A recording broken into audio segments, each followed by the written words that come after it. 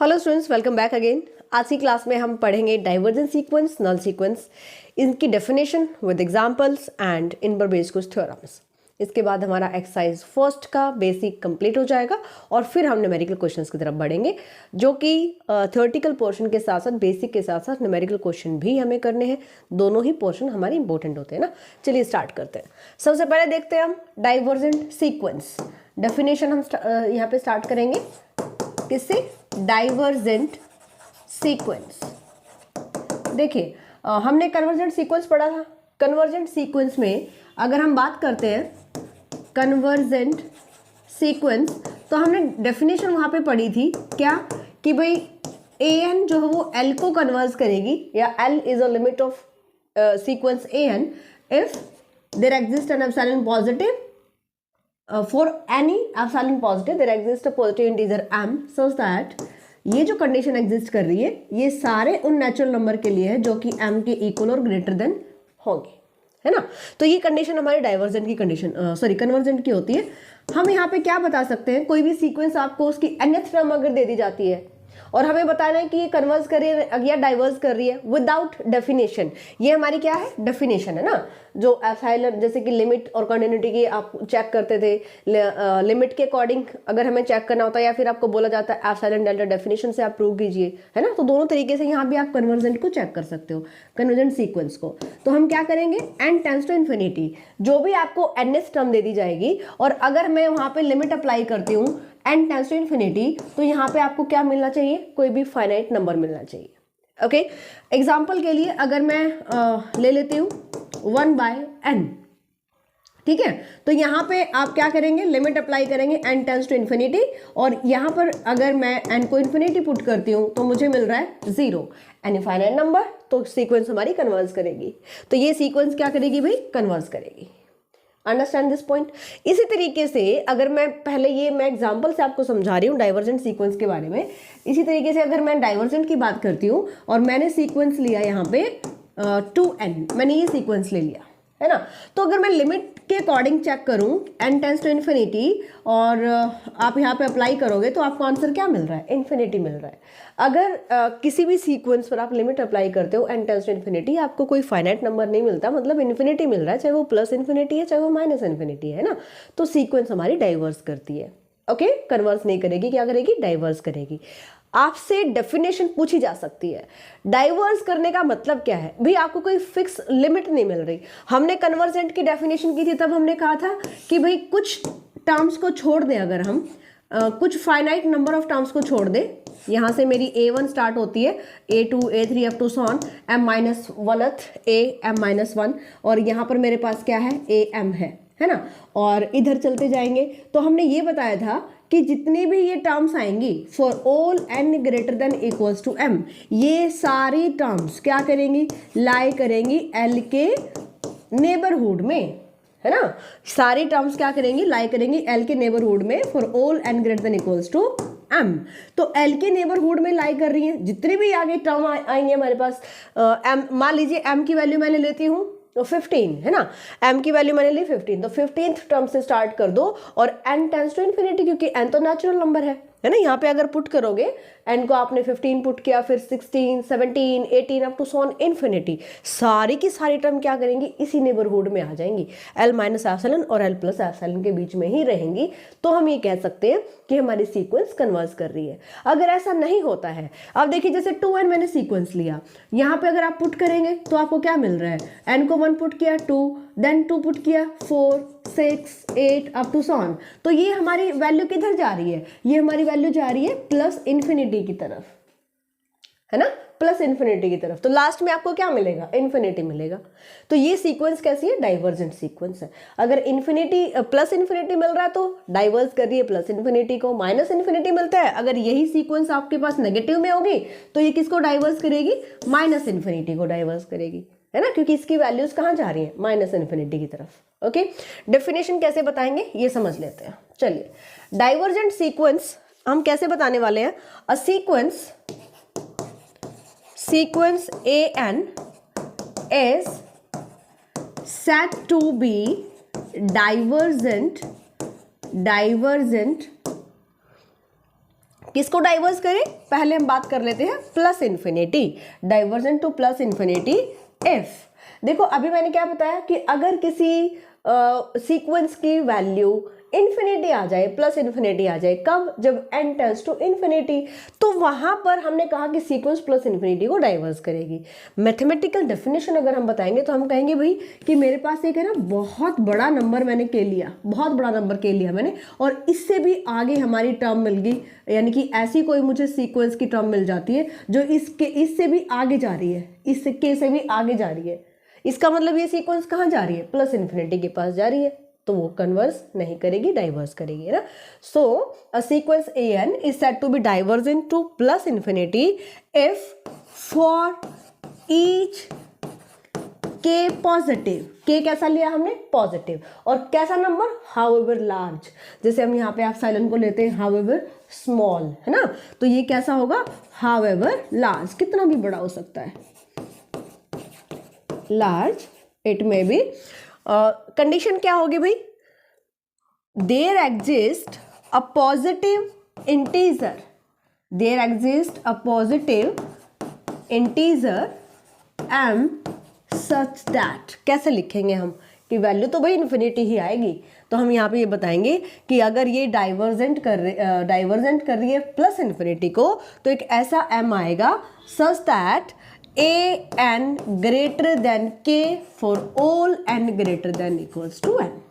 यही कंडीशन बताई थी ना हमने अभी कि एक बहुत बड़ा नंबर मैंने ले लिया k, बहुत बड़ा नंबर ले लिया, जितना बड़ा आप ले सकते हो ले लो, है ना, तो उससे एक ऐसा पॉजिटिव इंटीजर यानी कि एक ऐसा नेचुरल नंबर आपको मिलेगा कि वो उससे या तो वो टर्म हमारी, जैसे कि मैं यहाँ पे m लेकर चल रही हूँ, या तो ये mth टर्म या m+1th या m+2th, कोई भी टर्म आपको उस k से भी आगे मिलेगी जा करके, इसका मतलब वो क्या कर रही है, डाइवर्स कर रही है। ओके, तो इस टाइप से आपको डेफिनेशन यहाँ पे क्लियर करनी पड़ेगी। अगर हम सिंबल फॉर्म में लिखे लिमिट के, तो हम बताएंगे n tends to infinity, an value क्या आएगी भाई, प्लस इन्फिनिटी। ओके, चलिए अब हम बात कर लेते हैं कि कोई भी सीक्वेंस माइनस इन्फिनिटी को डाइवर्स करती है, तो हम कैसे लिखेंगे, माइनस इन्फिनिटी को डाइवर्स कर रही है, इसका मतलब ये हुआ इधर मेरे पास माइनस इन्फिनिटी होता है, इधर प्लस इन्फिनिटी होता है, तो यहाँ पर अगर आप इधर जाओगे तो आपको छोटे नंबर्स मिलेंगे। जैसे मैं इधर जा रही थी तो मैंने एक के लिया बहुत बड़ा नंबर, यहाँ पर हम क्या करेंगे, अगर मैं लेफ्ट में जा रही हूँ तो मैं यहाँ पे के नेगेटिव नंबर लूंगी, हाउएवर स्मॉल, समझ में आया, हाउएवर स्मॉल क्यों कहा, क्योंकि इधर जा रहा है वैल्यू, है ना, लेफ्ट में जा रही है, तो इससे भी आगे जा करके मुझे कोई टर्म मिल जाएगी, इसका मतलब वो टर्म कह रही है कि मुझे तो माइनस इन्फिनिटी के पास जाना है, मतलब मेरी वैल्यू तो माइनस इन्फिनिटी ही आ सकती है, तो वो डाइवर्स करेगी माइनस इन्फिनिटी को, है ना। तो कैसे बताएंगे हम, सेम तरीके से, सिर्फ आपको यहाँ पे के को डिफाइन करना पड़ेगा। अ sequence an is said to be divergent to minus infinity if for each, यहाँ पे जो हम k लेकर चलेंगे, for each कैसा नंबर भाई, k कैसा होगा, नेगेटिव, अभी मैंने बताया यहाँ पे ये कैसा था, पॉजिटिव, ये कैसा है, negative, if for each negative number k there exists a natural number या positive integer m such that an less than k, कि एक टर्म मेरे पास k से भी आगे निकल जाती है for all, कौन सी, कुछ फाइनाइट नंबर ऑफ टर्म्स को अगर मैं छोड़ देती हूं तो, ठीक है। और यहां पर एक चीज का खास ध्यान रखना है आपको, अगर आपने कहा कि ये नेगेटिव नंबर है तो हम क्या कहेंगे, an less than k for all n greater than equals to m, है ना। अगर यहां पर आपने लिखा कि ये पॉजिटिव नंबर है, देखो आप यहां पे ये बता सकते हो if फॉर ईच, अगर मैं कैपिटल के लेती हूं जो कि पॉजिटिव को रिप्रेजेंट करेगा, है ना, for each positive number k there exists a positive integer such that, तो हम क्या बताएंगे कि ए एन मेरी किधर जानी चाहिए, माइनस इन्फिनिटी की तरफ। आपने यहाँ पे क्या लिया, के को पॉजिटिव नंबर लिया है ना, तो ये नेगेटिव कब आएगा, क्योंकि हम तो कह रहे हैं कि हमारी सीक्वेंस इधर जा रही है माइनस इन्फिनिटी की तरफ, के हमने ले लिया कोई पॉजिटिव नंबर, तो के को नेगेटिव बनाएंगे तो ये क्या आ जाएगी, minus k, for all n greater than equals to n. आप इन दोनों कंडीशन में से कोई भी यूज कर सकते हो, इसमें कंफ्यूज नहीं होना है। यहाँ पर हमने के को क्या लिया है, नेगेटिव नंबर लिया है, तो ये ऑलरेडी नेगेटिव है, यहाँ पर अगर आपने माइनस अप्लाई कर दिया ना इसके पास, तो ये पॉजिटिव हो जाएगा, ये हमारी गलत हो जाएगी, पॉसिबल ही नहीं है ये तो, है ना, कि ए एन फिर ये डाइवर्स ही नहीं करेगी, माइनस इन्फिनिटी की तरफ कहाँ जाएगी ये, अगर ये नंबर पॉजिटिव हो गया तो, है ना। तो यहाँ पे ध्यान रखना है, पॉजिटिव नंबर लेंगे तो यहाँ माइनस अप्लाई करेंगे, अगर के को नेगेटिव लिया है तो हम सीधा लिखेंगे ए एन लेस देन के। ऑलराइट, तो ये आपके पास रहेगा लिमिट की फॉर्म में अगर बताना है। So limit n tends to infinity, a n हमारे पास क्या वैल्यू आ जाए, माइनस इन्फिनिटी, है ना। तो ये आ जाएगा कि डाइवर्स कर रही है प्लस इन्फिनिटी और माइनस इन्फिनिटी को। ओके, चलिए कुछ एग्जाम्पल्स आप देख सकते हो। अभी जैसे मैंने बताया था 2n का एग्जाम्पल, या -2n अगर आप कर देंगे सीक्वेंस को, तो वो कहाँ जाएगी, वो माइनस इन्फिनिटी की तरफ चली जाएगी, है ना। इसी तरीके से आप बता सकते हो, बहुत सारे कोई भी एग्जाम्पल आप दे सकते हो सीक्वेंस का। n² ये डाइवर्स करेगी प्लस इन्फिनिटी को, और अगर मैं इसी को नेगेटिव फॉर्म में ले लेती हूँ तो ये डाइवर्स करेगी माइनस इन्फिनिटी को, ये डाइवर्स करेगी प्लस इन्फिनिटी और ये माइनस इन्फिनिटी को। Clear that point. अगर मैं 1/n² ले लेती हूँ तो वो कन्वर्स करेगी, क्योंकि n को आप इन्फिनिटी पुट करके देख सकते हो, डेफिनेशन से भी आप प्रूव कर सकते हो, आपसे जो पूछा जाएगा आपको वैसे ही बताना है। ओके, नेक्स्ट आपके पास आता है मोस्ट इंपॉर्टेंट, ऑसिलेटरी सीक्वेंस। क्या, ऑसिलेटरी सीक्वेंसेस, मोस्ट इंपॉर्टेंट है भाई। सीक्वेंसेस, ऑसिलेटरी सीक्वेंस क्या होती है, जो ना तो कन्वर्स करे ना डाइवर्स करे। मतलब आपने लिमिट अप्लाई किया, limit n tends to infinity मैंने अप्लाई किया, या तो इसका आंसर कोई फाइनाइट नंबर आ जाए, या फिर प्लस इन्फिनिटी या फिर माइनस इन्फिनिटी, तीनों में से कोई तो आए। अगर तीनों में से कोई भी नहीं आया तो किस केस में ऐसा हो सकता है, ऑसिलेटरी सीक्वेंसेस भी होती है, ठीक है। कैसे, -1⁻n इंटू n, ये सीक्वेंस कैसी होगी, ऑसिलेटरी सीक्वेंस। क्यों होगी, अगर आप इसको ओपन करेंगे तो ये माइनस की तरफ भी जा रही है, प्लस की तरफ भी जा रही है। अगर मैं इसको ओपन करती हूँ तो इसके नंबर कहाँ जा रहे हैं, प्लस इन्फिनिटी की तरफ भी जा रहे हैं, माइनस इन्फिनिटी की तरफ भी जा रहे हैं, है ना। कन्वर्स तो ये वैसे ही नहीं कर रही, n टेंड्स टू इन्फिनिटी अगर मैं पुट करके देखती हूँ, है ना। तो यहाँ पर हम बता सकते हैं कि ये ना तो इसकी क्योंकि दोनों ही वैल्यूज आएंगी, प्लस इन्फिनिटी भी आ रही है, माइनस इन्फिनिटी भी आ रही है, तो कोई भी सीक्वेंस या तो वो कन्वर्स नहीं कर, या तो वो कन्वर्जेंट ना हो या वो डाइवर्जेंट ना हो, ठीक है। उस केस में हम कहेंगे कि वो ऑसिलेट कर रही है, वो इधर उधर घूम रही है, ना कन्वर्जेंट का आंसर मिल रहा है ना डाइवर्जेंट का आंसर मिल रहा है। ओके, तो ऑसिलेटरी सीक्वेंसेस क्या होती है, इफ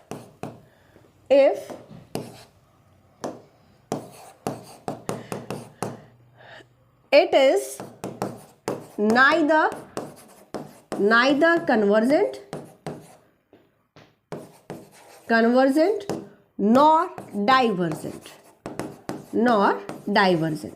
ओके, जैसे हमने यहाँ पे बोला था कि इसकी आपको फिक्स वैल्यू मिल रही है भाई, आपने n को इन्फिनिटी पुट किया तो आपको प्लस इन्फिनिटी मिल रहा है ना।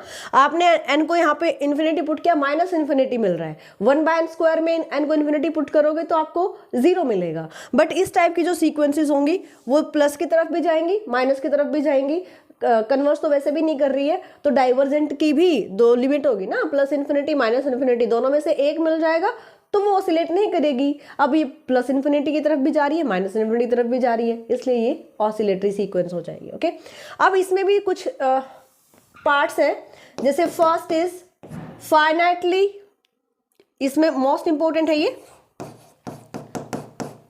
ऑसिलेटिंग फाइनाइटली, ठीक है। अब ये बहुत ज्यादा इंपॉर्टेंट है भाई, ऑसिलेटिंग फाइनाइटली।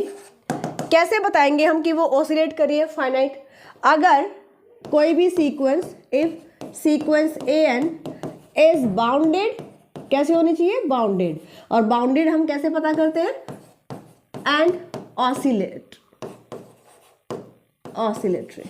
बाउंडेड हो, ऑसिलेटरी हो, उसको बोलेंगे हम ऑसिलेटिंग फाइनाइटली। ठीक है, बाउंडेड हम कैसे पता करते हैं, हम रेंज फाइंड आउट कर लेते हैं सीक्वेंस की, और अगर रेंज बाउंडेड है तो सीक्वेंस बाउंडेड है। ओके, तो वो सीक्वेंस बाउंडेड होगी। ऑलराइट, ऑसिलेटरी सेकेंड पार्ट इसका है, ऑसिलेटरी ऑसिलेटिंग इनफाइनाइटली।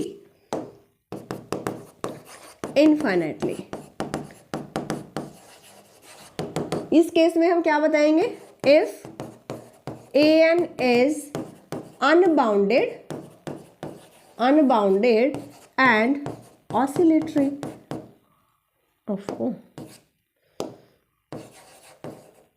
क्या होनी चाहिए, ऑसिलेटरी और अनबाउंडेड होनी चाहिए।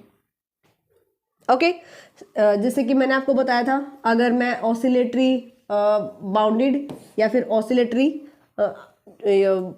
Plus bounded, oscillatory plus unbounded, ये अगर आपके पास आती है तो ऑसिलेटरी फाइनाइटली और इनफाइनाइटली हम इसको कहेंगे। ठीक है, जैसे एग्जांपल अगर मैं देखूं तो ऑसिलेटरी इनफाइनाइट का यही एग्जांपल आप दे सकते हो, -1⁻n × n। ठीक है, ये ऑसिलेट करती है कैसे, इनफाइनाइटली, क्योंकि ये अनबाउंडेड सीक्वेंस है, अनबाउंडेड।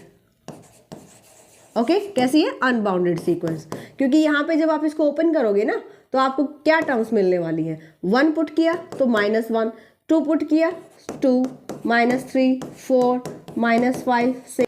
एंड ऑसिलेटिंग फाइनाइटली अगर हमें एग्जांपल ऑसिलेटिंग फाइनाइटली का एग्जांपल अगर हमें देना हो, ये एग्जांपल किसका है, ये एग्जांपल है ऑसिलेटिंग इनफाइनाइटली। तो ऑसिलेटिंग फाइनाइटली एग्जांपल क्या हो जाएगा, -1⁻n। ये ऑसिलेटिंग फाइनाइटली, क्योंकि ये बाउंडेड सीक्वेंस है। बाउंडेड क्यों है, यहाँ पर जो इसकी रेंज आएगी वो आएगी -1 और 1। रेंज अगर बाउंडेड होती है, सीक्वेंस भी हमारी बाउंडेड होती है ना। चलिए नेक्स्ट हमारे पास आता है ऑसिलेटरी सीक्वेंस के बाद यहाँ पे छोटी सी थ्योरम है। थ्योरम यहाँ पे बेसिकली आपको शॉर्ट क्वेश्चंस में पूछ ली जाएगी, और शॉर्ट क्वेश्चंस का मतलब होता है आपके परसेंटेज को इंक्रीज करना, है ना, नॉलेज के पॉइंट ऑफ व्यू से भी आपको करना चाहिए ना। तो थ्योरम्स को काफ़ी स्टूडेंट मिस कर देते हैं, मैंने कल की क्लास में देखा है कैसे, कितनी आपने थ्योरम्स पढ़ी है। देखो आपसे यहाँ पे बोला जाएगा, if a sequence an diverges to +∞, मतलब माइनस नहीं अप्लाई करा तो मतलब +∞। ओके, देन an जो सीक्वेंस होगी, this is bounded below and unbounded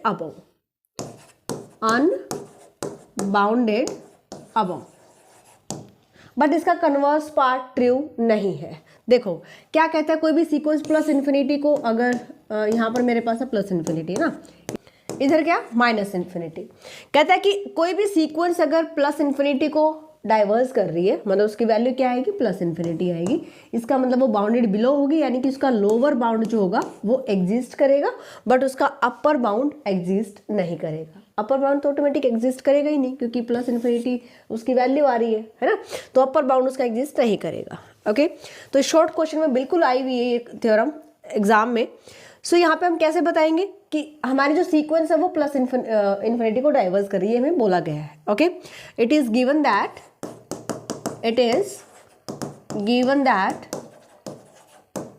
sequence an diverges to +∞।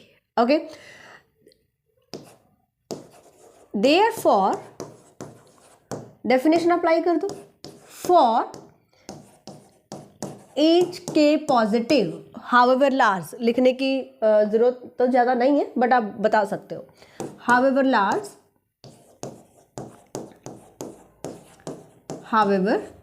large it may be। हमें यहाँ पे सिर्फ डेफिनेशन अप्लाई करनी है। Okay, we can find a positive integer m such that an greater than k for all n greater than equals to m। आई बात समझ में? अब an जो है वो क्या है, ग्रेटर देन होगा के से। ये किसकी डेफिनेशन हमने अप्लाई की? ये हमने अप्लाई की डाइवर्जेंट की। अब देखिए यहाँ से हम बाउंडेड कैसे हम बाउंडेड बिलो कैसे प्रूव करेंगे? बिलो का मतलब यहाँ पे लोअर बाउंड एग्जिस्ट कर रहा है ना। बाउंडेड बिलो का मतलब यहाँ पे लोअर बाउंड एग्जिस्ट कर रहा है। अब देखो जो आपकी कंडीशन है ना, उसके अकॉर्डिंग आपको कैसे बताना है। अगर ये मैं A1 ले लेती हूँ, A2, A3 up to sworn, यहाँ पर मेरे पास है mth टर्म, am-1 ले लेती हूँ, ये m, am+1 and up to so on. ठीक है, कहता है कि a एंड k से ग्रेटर होंगी कब? जब n की वैल्यू m के इक्वल या m से बड़ी होगी। मतलब ये हुआ कि a1 से लेकर के am-1 तक की जो टर्म्स होंगी ना, वो सारी टर्म k से छोटी है। आई बात समझ में? तो यहां पर हम ले लेते हैं, अभी छोटी कौन है, मिनिमम वैल्यू क्या होनी चाहिए। सो यहाँ पे मैंने लिया let t is equals to minimum of किस किस का मिनिमम, a1 से लेकर के am-1। ये चीज समझना यहाँ पे कि ये कहता है an ग्रेटर देन k, वो वाली टर्म k से ग्रेटर है जो m के इक्वल होगी, mth टर्म होगी या mth टर्म से बड़ी कोई भी टर्म होगी, है ना। तो यहाँ पर मैं ले लेती हूँ, इसका मतलब ये है कि a1 से लेकर के am-1 तक ये सारी टर्म्स कैसी है, ये k से लेस हो सकती है ना। तो कौन सी यहाँ पे एक वैल्यू फिक्स कर लेते हैं, क्या? t मैं ले लेती हूँ minimum of a1, a2, a3 up to so on am-1 और k। ठीक है, ये हमने लिया यहाँ पे t minimum value of this, क्योंकि हमने तो ये बताना है ना कि ये सारी जो टर्म्स हैं ये k से लेस हो सकती है ना। बट इन सब में से मिनिमम वैल्यू कौन सी रहेगी? इन सब में से मिनिमम वैल्यू यानी कि जो भी इन सब में छोटी वैल्यू होगी वो वैल्यू आ जाएगी मेरे पास t। ऑलराइट, इसका मतलब मैं यहाँ पे लिख दूं देयरफॉर t जो वैल्यू है ये किससे लेस देन इक्वल है, less than equals to an। Can we write? यहाँ पे मैंने क्या बताया आपको, एग्जाम्पल से मैं आपको समझा रही हूँ कि a1 से लेकर के am-1 तक की टर्म k से क्या होंगी, लेस होंगी। बट k की वैल्यू भी तो हमें नहीं पता ना, इसलिए हमने क्या करा, a1 से लेकर के am-1 और k को भी इंक्लूड कर लिया। इन सब में से जो छोटी वैल्यू होगी वो मैंने ले लिया स्मॉल t। ओके, अब ये स्मॉल t यानी कि ये जो t नंबर हमारे पास आएगा ये क्या होगा, an से लेस देन इक्वल हो सकता है फॉर ऑल n। ठीक है, इट मीन्स, अब देखो यहाँ पे that is you can write an greater than equals to t। ठीक है, तो an greater than equals to t, यहां पर मेरे पास कोई फिक्स वैल्यू नहीं थी। हमें जब भी बताना होता है, क्योंकि यहाँ पे क्या है, यहाँ पर जो कंडीशन है, अब यहाँ पे भी तो an ग्रेटर देन k था, यहाँ पे हमने क्यों नहीं कहा बाउंड्री बिलो है, क्योंकि इधर हमारे पास कंडीशन है n greater than equals to m। ये कंडीशन सिर्फ उनके लिए है जो m के इक्वल या m से ग्रेटर है। फॉर ऑल n के लिए मुझे निकालना होता है अगर वो बाउंडेड बिलो आप प्रूव कर रहे हो, मतलब लोअर बाउंड यहाँ पे एग्जिस्ट करना चाहिए। सारी जो टर्म्स होंगी वो किसी एक नंबर से बड़ी होंगी या इक्वल होंगी for all n। For all n यहाँ पे क्यों इंक्लूड करा हमने, क्योंकि t मैंने मिनिमम वैल्यू ले ली, जो हमारी शुरू की टर्म्स यहाँ पे बची हुई थी, कौन सी, a1 से लेकर के am-1 तक की टर्म्स, उन सबको मैंने इंक्लूड कर लिया और एक फिक्स नंबर निकाल लिया यहाँ पे कि भाई मिनिमम वैल्यू होगी इन सब में से कौन, t। इसका मतलब t सबसे छोटा नंबर होगा यहाँ पे ना। So we can write t less than equals to an and therefore sequence an is bounded below. मतलब क्या हुआ, ये बाउंडेड लोअर बाउंड की डेफिनेशन होती है ना कि भाई सारी टर्म्स किसी एक नंबर से ग्रेटर है या फिर इक्वल है। So this is the lower bound of this sequence, है ना। So this is bounded below. Okay, और क्योंकि डाइवर्स कर रही है तो अनबाउंडेड अबव तो ऑब्वियसली होगा ही। इसकी जो नेक्स्ट पार्ट है इसी थ्योरम का, वहां पर आपको बताना, हाँ इसका कन्वर्स पार्ट ट्रू नहीं है भाई, ये भी देख लेते हैं एक बार कि इसका कन्वर्स पार्ट ट्रू नहीं है। Converse of this theorem is not true। क्यों? क्योंकि यहाँ पे एक एग्जाम्पल मैं लेकर चलती हूँ, n is even, और सेकेंड हम ले लेते हैं 1/n जब n की वैल्यू हो ऑड। तो यहाँ से हम बता सकते हैं, पहले कन्वर्स पार्ट समझो कि कन्वर्स पार्ट आपका क्या बन रहा है। हमने कहा था कि अगर कोई सीक्वेंस इन्फिनिटी को इफ, ये हमारी थ्योरम थी, if a n divergence to plus infinity then a n has lower bound but unbounded above, यानी कि अपर बाउंड नहीं होगा, अनबाउंडेड अबव, बाउंडेड बिलो होगा, अपर बाउंड नहीं होगा। कन्वर्स पार्ट क्या कहेगा कि आपके पास एक ऐसी सीक्वेंस होगी ए एन जो कि बाउंडेड बिलो है, एरो नहीं लगाते, ए एन जो कि बाउंडेड बिलो रहेगी, बाउंडेड बिलो, और जिसका अपर बाउंड भी एग्जिस्ट ना करे। तो हमने यहाँ पे बताना है कि ऐसी सीक्वेंस जो इन्फिनिटी को डाइवर्स नहीं करती है, तो ये वैसे ही सीक्वेंस है। यहाँ पे आप देखोगे तो इसका लोअर बाउंड एग्जिस्ट कर रहा है, n tends to infinity put कर अगर आप कीजिएगा, यानी वैल्यूज़ भी आप देख सकते हो, तो हमारे पास क्या रहेगा, लोअर बाउंड एग्जिस्ट करेगा। कोई भी आप वैल्यू पुट करोगे, इसकी टर्म्स क्या आएंगी, इसकी टर्म्स हमारे पास आएंगी, अगर मैंने ओड नंबर पुट किया तो 1, इवन नंबर पुट किया 2, फिर ओड नंबर, फिर इवन 1/5, 6, 1/7 अप टू सोनेस्ट ऐसे जा रही है। तो 1/3, 1/5, 1/7 किधर जा रहा है, 0 की तरफ, तो लोअर बाउंड एग्जिस्ट कर रहा है। अपर बाउंड नहीं एग्जिस्ट करेगा, बाउंडेड अबव हो गई, बट ये इन्फिनिटी को डाइवर्स नहीं कर रही है। क्यों नहीं कर रही है, क्योंकि अगर मैं n इवन लेती हूँ, अगर मैंने n को इवन लिया, इफ n इज इवन, ये ऑसिलेटरी सीक्वेंस है, n को अगर मैंने इवन लिया तो मैंने लिमिट अप्लाई करके देखा, limit n tends to infinity, क्या है सीक्वेंस n, क्या आंसर देगा, infinity. If n is odd, अगर मैं n को ऑड लेती हूँ, then limit n tends to infinity an निकालती हूँ, तो यहाँ पे वैल्यू क्या है 1/n, ये क्या आ रहा है 0। तो ये a के लिमिट पर दो डिफरेंट वैल्यूज़ नहीं आ सकते। हमने पढ़ा था कि जो भी कन्वर्स करती है दो लिमिट नहीं आएंगी, तो कन्वर्स तो ये कर ही नहीं रही है, और इसकी जो वैल्यू फाइनाइट भी आ रही है, इनफाइनाइट भी, इनफाइनाइट और फाइनाइट दोनों आ रही है। मतलब मुझे एक फिक्स वैल्यू चाहिए, या तो प्लस इन्फिनिटी या माइनस इन्फिनिटी, या कोई फाइनाइट वैल्यू, है ना। तो ये ना डाइवर्स कर रही है ना कन्वर्स कर रही है, ये ऑसिलेटरी सीक्वेंस है। ओके, सेम तरीके से आप इसका सेकेंड पार्ट प्रूव कर सकते हो। सो इसके बाद देख लेते हैं हम, नेक्स्ट टॉपिक हमारा है नल सीक्वेंस। ओके, नल सीक्वेंस, नल सीक्वेंस, नल सीक्वेंस का मतलब क्या है, कोई भी सीक्वेंस जो 0 को कन्वर्स करती है। अ सीक्वेंस, या if a sequence an converges to 0, that is an sequence, आप ऐसे लिख सकते हो converges to 0, मतलब आप ऐसे भी लिख सकते हो limit n tends to infinity an, अगर आपको 0 मिलता है तो उसको हम बोलते हैं नल सीक्वेंस। एग्जाम्पल के लिए, for example 1/n, 1/n square, 1/2n-1, इस टाइप की जो भी n डिनोमिनेटर में आएगा, इस टाइप के सीक्वेंसेस को हम क्या कहते हैं, नल सीक्वेंस कहते हैं। ओके, तो ये आपके पास थी definitions. Important, most important oscillatory sequence, जो फाइनाइटली इनफाइनाइटली आपसे एग्जांपल पूछे जा सकते हैं। डाइवर्जेंट और नल सीक्वेंस के भी आपसे डेफिनेशन और एग्जांपल पूछे जा सकते हैं। इनको अच्छे से तैयार कीजिए। मिलते हैं नेक्स्ट क्लास में। Bye, take care.